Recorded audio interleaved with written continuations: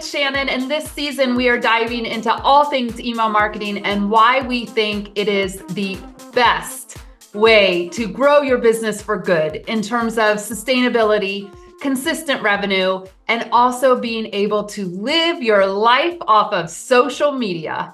If you've been wondering how to make your email marketing even more effective, or even how to get started, you're going to want to tune into each episode of this season. In this episode, Amy and I are sharing the what and the why of email marketing. So let's get started. Welcome to the Grow Your Business for Good show. This is a place where coaches and consultants gather so you can learn how to lead a world-class business that does not tax your time, your energy, or your financial resources. We are your hosts, Shannon Hernandez and Amy Hager of the Joyful Business Revolution. And our number one goal is to bring you clarity and insight on how to grow your business for good. All right, we're here diving into the what and the why of email marketing today. But first, we need a definition of what is email marketing. So Shannon, go ahead, dive into it. What is your definition of what is email marketing? Oh my gosh, I love email marketing. I think that's the fun thing that draws us together is we both love it, and we both love it in very different ways. Like I love the tech aspect and bringing it all together. And, I was working with a tech development company for a while, and Shannon loves like the written, the telling the story, the messaging. So it is kind of interesting how we love email, but sometimes in very different ways.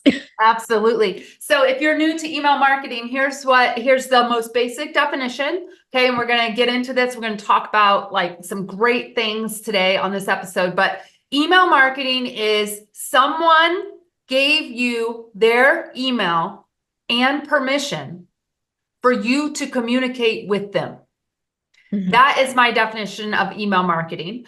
Amy, what's your definition of email marketing?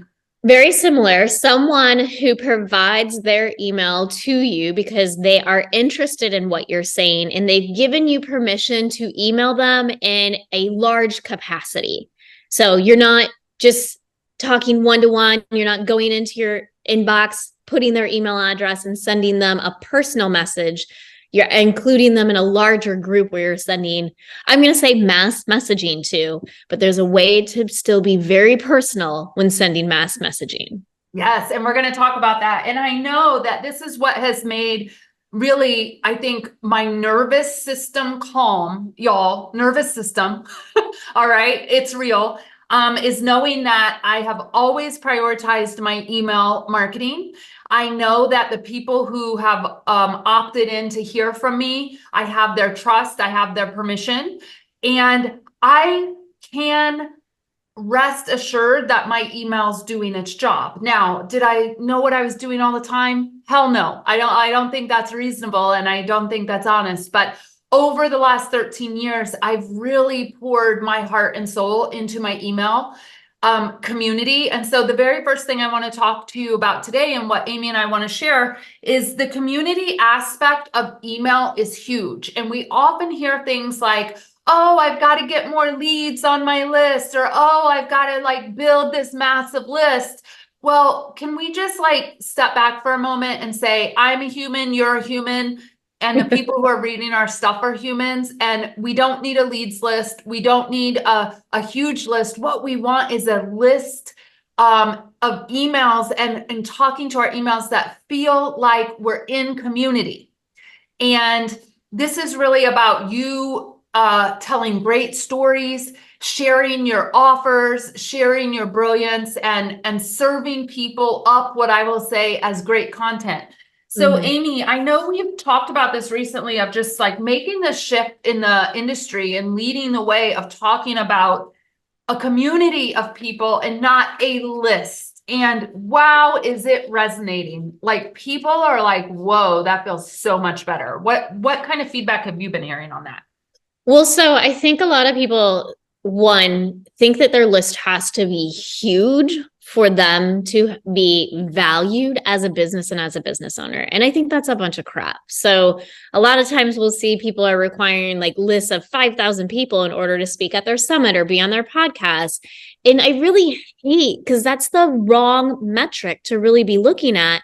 And I hate that it's come down to like this numbers game. We're going back to old school crap marketing of spray and pray mentality. And so what I love about how we do email and how we nurture our people on our email list is we actually get a chance to really, really know them.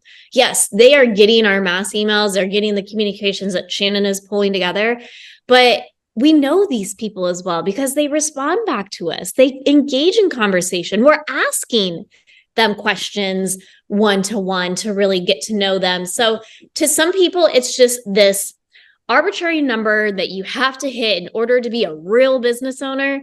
But to us, it really is, there is a human on the other end of that email address. And when you treat them like a human, that's a huge shift in your business and how to look at that list. Absolutely. And we just held our annual event called Inspired Beyond Belief. And one of the people, one of our guests at that event shared that, well, I only have 12 people. Like we kept hearing this, right, Amy? This is I only have 12. I only have 100. And Amy kind of really did some powerful laser coaching and busting that myth that, we all got to start from somewhere. I've pivoted in this business at least 4 times and had to start over finding new people who wanted to hear what I had to say. But the problem with this dialogue of I only have this much is we went back to that client who was with us and we said, if only 6 of 12 people bought your program, how would your life change? And you could just see the smile on her face. Do you remember, Amy? Right. And she was like, wow, 6 would be the goal that I need for the entire year. Yep. And so again, when we look at like how big our list is, well, who is really on that list and how well do you know them? And how have you built those relationships? It's that human aspect. And so instead of saying I only have 12 or I only have 100 or I only have 3,000 on my list and being really down about it, that is 12 people who said, gosh, I really believe in what you're saying and I really like what you say. That's 100 people validating, and I don't love putting it this way, but I'm going to, validating that you're an expert in what you do and they believe in you. And that could be 3,000 people who are your biggest cheerleaders that are going to connect you to your next client or be your next client. So it only takes a few people to sign up for your programs and your offers from your list to really change the game in your business. So you love every single one of those 12, 100, 3,000 people on your list every day. Absolutely. And if you're new to our community, you will often hear us say, different is better. We don't preach more people, more emails, more like, let's get your message and your marketing so different that you can't be ignored. That's really my ultimate goal. All right. And we do it in such a loving and kind way. All right. But there's a couple of pitfalls that people make when it's time to really communicate with their list. And so we want to just talk about those. They're real. All right. We're not saying that you shouldn't have them, but these are the ones that we hear most often. So the first one is what I call the shame spiral. All right. So people aren't consistent. They'll say, oh my God, I didn't email my list for 1 month. Then it was 2 months. And oh my God, what am I going to say? Now it's 3 months. Now it's been a year. Oh my God, they're only going to think I'm selling to them. I call this like the email marketing shame spiral. All right. And the way to kind of get around this is, if you've had this lapse in your email, then you say what is. All right. And I say this all the time on this podcast. What is would sound like, hey, you haven't heard from me in about 6 months. Here's what's been going on in my world. And you make it human, you make it relatable, right? We don't have to go into this huge shame spiral of why you haven't heard from me. And then you're beating yourself up and then you're worried that they're going to unsubscribe. let's just keep it real with people, right? Keep it real, keep it relevant, keep it story driven. And the way that I get around this in my own business, all right, is that all of my content starts with email, right? Right. Every Monday, we send an email out to our community. I love sitting down and writing that email. I love thinking about how that email is going to land on people's hearts and in their minds and in their souls. And then I repurpose out for other purposes, right? So we Right. often hear from people, well, I don't even have time to do this. Well, what if we actually created the email first and then everything else came from the email? It's not another thing you have to do. It's just reprioritizing that you want to build a sustainable business with email marketing. So, Amy, that's one of the big pitfalls that we hear. What's another one that you can think of?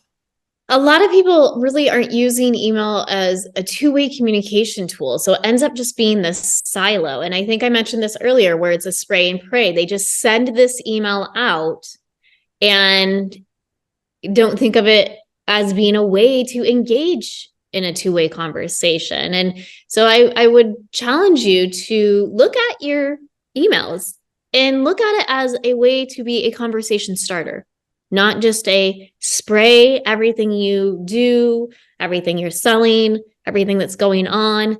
Is it a way for someone to reply back and share something that's going on in their life or give you some feedback? So if we look at it as a conversation starter and not just a communicating out tool, and I always imagine like I don't know, the little comic with someone holding one of those microphones and they're barking into it and you just see the little sound coming out from it. That's how some people think about their email marketing. It's just this microphone that they're barking into and it's just going out. And it so doesn't really make it so people can come back and engage. Yeah. And on to this idea of long-term loyalty, I think this is probably one of the reasons I love email marketing the best is I'm in it for the long game. I'm in this business for the long game. I'm in developing relationships with all of our listeners and all of our email community for the long game. And if you have this long-term mentality for your business, email marketing is going to serve you very well. All right. And so we're going to talk now about why we love email marketing. Revolutionize your messaging and marketing with story. Hop on over to joyfulbusinessrevolution.com/65 story ideas to grab a resource that will help you craft stories that grow your community, convert prospects to clients, and increase your visibility and impact. So we're going to talk now about why we love email marketing so much. Okay. And I'm just going to kind of jump in here. I call email marketing permission-based marketing or trust-based marketing. All right. And the reason that I really have labeled it like this is because you all are giving us your trust to come into your inbox. You're giving us your permission to come into your inbox. You are saying, I value, at least initially until you get to know us, right? I value you enough that I want to hear from you regularly. Okay. Mm-hmm. Now, I think there's lots of ways we can talk about building the trust for our email readers and for our email marketing list. And we're going to get into that as the season progresses. But the main thing that I want you to know is that if you can embrace story and you can really be relatable off the bat, you are going to win people over. And we all know that people buy with emotions and they buy from those they know, like, and trust. Revolutionize your messaging and marketing with story. Hop on over to joyfulbusinessrevolution.com/65 story ideas to grab a resource that will help you craft stories that grow your community, convert prospects to clients, and increase your visibility and impact. And so I'm going to give you all a great example. I sent an email out this week. And the email story was about my wife being laid off December 13th from her 12-year career. And what a shock it was, but I really talked about, and I put a picture of us and I told the story, but I really talked about how much her confidence was shot and how she needed really me to spend some time with her, right? Like she was in a place of hurting and in a place of despair. And I was so grateful that my business allows me to step away when I need to step away and do the things that need to get done in other parts of my life. And I can tell you, that email was very heartfelt. It was very personal. People responded. I also asked for a response. All right. That's a hot take, y'all. Ask for a response if you want one. All right. But more than that, I was able to let go of like social media stuff that I would normally think I'd have to be doing because I put my trust in my email marketing. My revenue comes from my 80 to 90% of our revenue comes from our email list, right? And it just allows me to have that level of trust and nervous system safety that my emails are working. Now, have they always worked? No. Right? I've had to learn, like all of you are learning in your marketing, your messaging, how to do things better or how to make things more engaging. But it was so nice, Amy, to be able to step away for a couple weeks and really just be with Maria and do what we needed to do as like a family unit during her time of distress. Right. And I think by taking even that few minutes to write that email, it may have not been what you intended to go out on Monday anyways, but taking that time to write that email and to really speak from the heart and connect deeply. Yeah, there's a lot of underlying messages of what our beliefs are here at the Joyful Business Revolution in that email. And I think because we do send emails out that talk about our business and how we operate and what we stand for and what we really, really believe in, that again brings back that relatable factor. It's not all rainbows and unicorns over here. And I don't think it is in anybody else's business either. So it does. If you're a rainbow or a unicorn, we want to hear from you. We want you to find us and we want to hear from you. One thing that we talked about a little bit ago that I just want to bring back. So, Shannon and I have been doing email marketing for a while. We've stayed really consistent with it because it's been at the front end of our marketing strategy. But a lot of times it falls off people's radar. And like Shannon said, they play that shame game. And I remember we were working with a client who was an interior designer, and she had never actually even had a mass email list. She was BCCing people in her Gmail. And again, you gotta start somewhere, but please don't BCC people in your Gmail or Outlook or whatever it is. That really just sets you up for getting blocked and spammed. But so when we helped her put everything into a system like MailChimp or Constant Contact or something and got through the tech, figured out what she was going to say, it was interesting because everybody who was on her email list, she had already worked with. So they were past clients, they were current clients, or they were somewhat like collaborators of her. None of them were new people or new business, but she still brought it together, got the messaging together, and started to communicate to them and opened it for conversation. And from that, she ended up getting new business.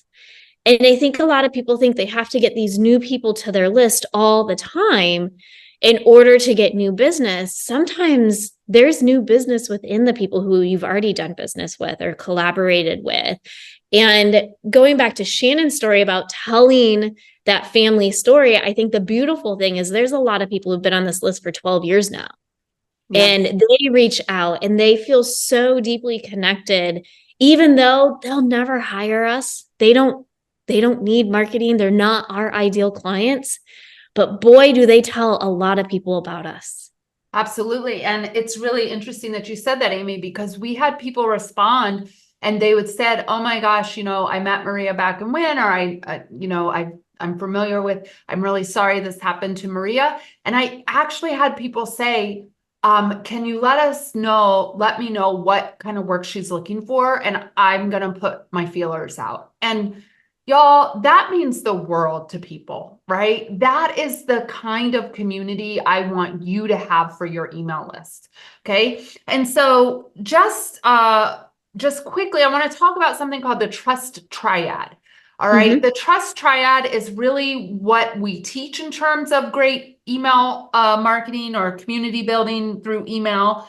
And it's really what every single email that you send out should be doing. All right. So the trust triad, there's three things. One, your content in your email should be building trust in you. All right. Trust in you. Do they trust you? Do they trust who you say you are? Are you showing up online the same way you're showing up offline, right? Like the email is to build trust in you. That's the number one part of the trust triad. All right. The second thing is, are you building trust in your process? All right. We hear a lot about, and we help so many of our clients be able to explain their process in a simple way that makes sense that people can grasp, right? And so we have a very different process for content creation in this brand. We have a very different process for organic marketing strategy in this brand. And so your emails should be building trust in you as an expert and trust in your process, all right? There used to be a time that people would say, the how doesn't matter. And that has changed so drastically over the last few years because a lot of people have bought programs, they've bought coaching, they've bought courses where the how wasn't revealed and they got in on the inside only to learn it was absolute shit and dumpster fire in there, right? So be sure to communicate with your email community how through your content.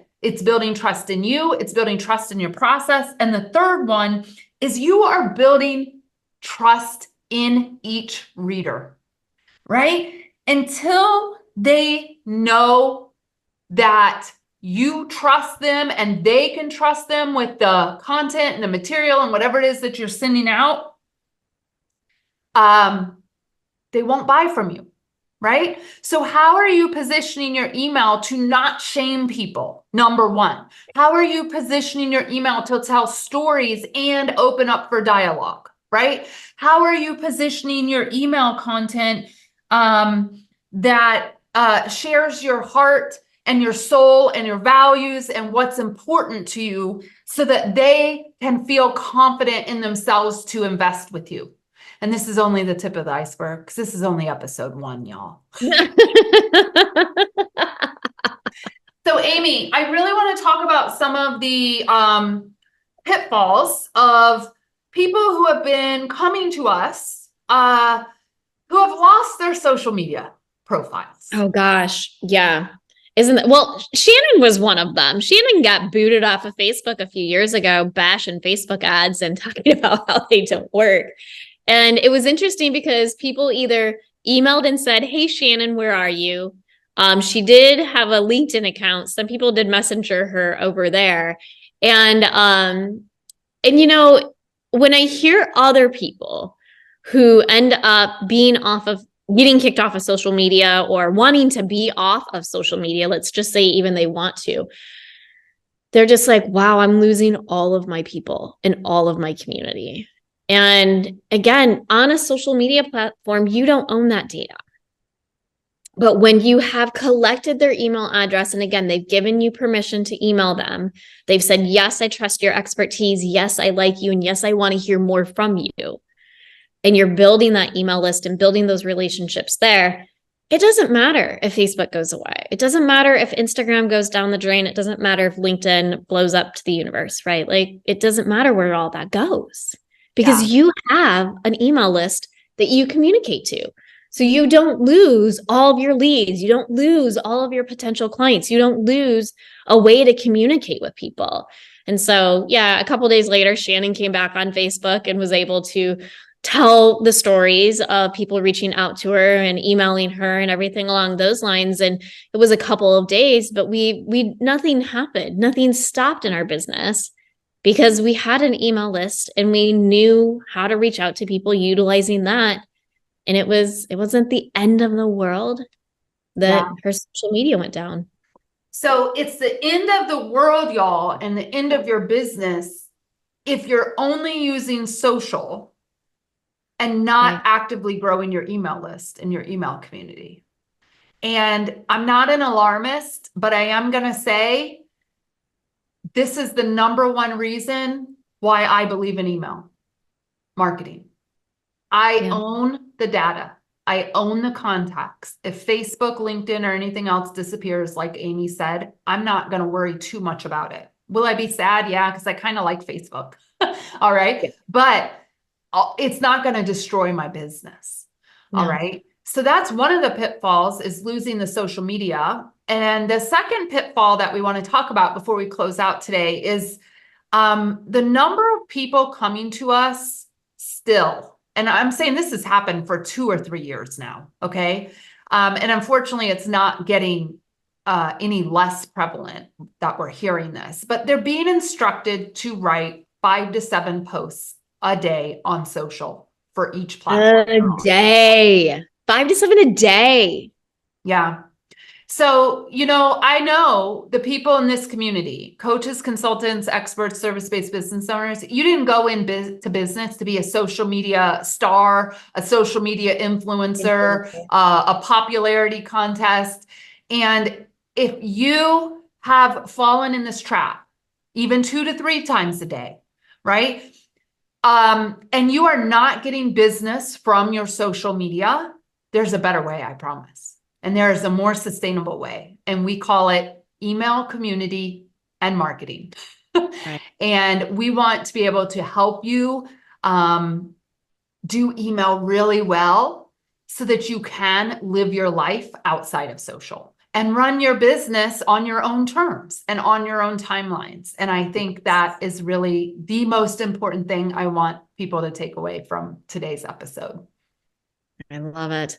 Well, I think that's a beautiful way to end our conversation today. And if you're wanting to hear more about email marketing, be sure to tune into our next episode where we're sharing how to fill your live events with just a few emails. And so if you've ever heard the term butts in seats, oh, you get ready because that just really lights my butt on fire. We're going to undo the thinking of this. And we're going to share how to fill your events with real humans who actually want to be in your energy. So join us for our next episode. Adios. Thank you for listening to the Grow Your Business for Good podcast with your hosts, M. Shannon Hernandez and Amy Hager.